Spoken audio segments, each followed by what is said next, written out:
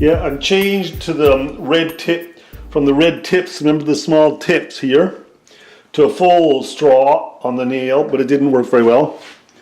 So now I've got clothes hangers at the 3mm, and I'm cutting these the parts out of the clothes hanger and polishing them, and I really like the look.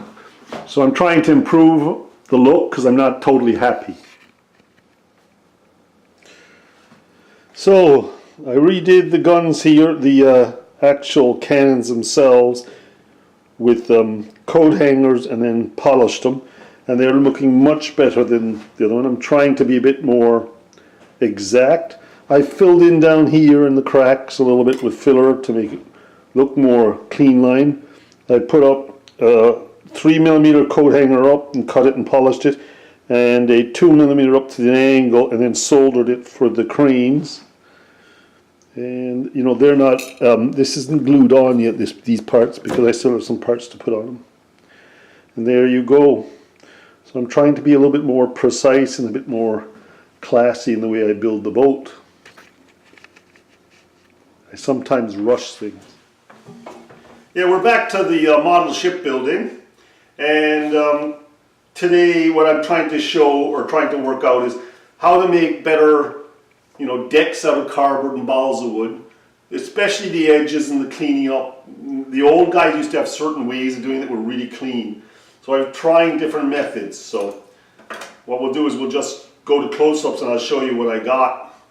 And maybe we'll find a method that's as good as the old masters styled without having the same, maybe a little bit stronger, I hope, but who knows.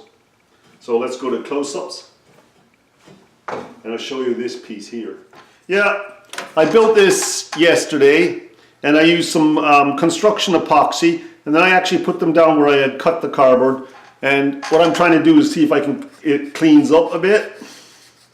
I should have maybe cleaned it up a bit more yesterday while it was still wet, but I didn't. I wanted to see what would happen when it dried.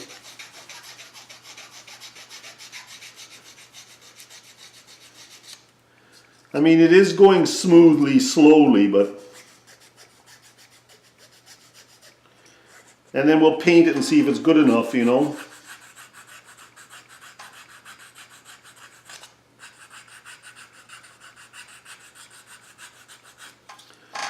I mean, it looks pretty clean like that. I think maybe when I spray it I won't see it, I hope not. And you know, I'm even cleaning the underside a bit. I should have wiped more first. Now I've tried the balsa wood theory and that worked quite well. Here we are with my soldered coat hangers. One's 3mm, one 2, and they are going to be the stays for this crane look, which I'll put over here a bit. There, see the crane look on the boat? And it's going to go down through this platform. Oops, don't bend your cardboard, Willie. And that'll be glued on there. So, but I got to keep cleaning and we'll see how it goes. I just hope we find a better way of doing this, because at the moment it's like teeth pulling, it's very slow. I've added the little guns, right, and stuck a little nail in them, and then I used an old WD-40 little spray straw, but it wouldn't go on right away. And the trick is you just heat it with the heat gun and you slip them on, you cut them and slip them on. Sometimes when the straws don't fit, you just heat it and it'll go on and it won't come off. So that's a great way of doing it. Now, I sprayed this just to see what it would look like it after I've done the cardboard work. And it's actually pretty good. It's not terrible. It's better than what it used to be. But now I'm going back to building on my pieces. I'm having a little bit of trouble keeping things square and that, but it's not bad. It's improved. So, you know, this is a part of a chopstick. I don't have it here. This on here on top. And chopsticks are really good for making, like, the end of the chopstick square can make this piece.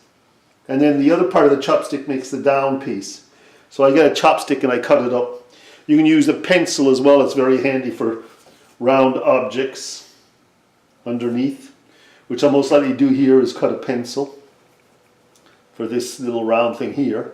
So, you know, there's a lot of little, anything that you can see that's like techniques, see, you know, different things, like, you know, the larger straw here could become the crossbar, see? It's a little heavy, but you got to go looking for things. Sorry. You know, this straw here could have come the crossbar, but you know, it's a little heavy, but you know, you got to look for parts in things that you normally don't look at that way. So that's how you do it. Now my guns are going to have to be very, very small, fine pieces, so I'm working on that. So I have these two guns and these two guns in. Testing my glues out at the moment. I'm a little difficulty with this balsa glue I'm using. It's an Ambroid, I think they call it. But I'm having a little bit of difficulty when it dries. Sometimes things move. I prefer quick drying glue. I'm finding that after you've cut the balsa with it, a lot of times it's better to sand it off. And then you get a lovely finish. Whereas sometimes with the cutting, you get these chips. And it gets really rough looking. After you say you glued a piece on and it's in here like this, you take this file and you clean it up a little. And the edges look a lot better. So I'm finding using the little needle files and filing my way around my parts a bit really helps the look. There we go, it's a little bit better. So as you can see here, this stem down here, I did it in a chopstick and now I've changed it because we chatted about a pencil. I put a pencil down there and a pencil for the light. So I actually like that quite a bit, so that's how it's going to stay. Everything shifts a little sometimes when you're working. You know, but hey, I like that very much. So you know, you got to change and adapt and sometimes redo it again. That's part of building these boats. Now,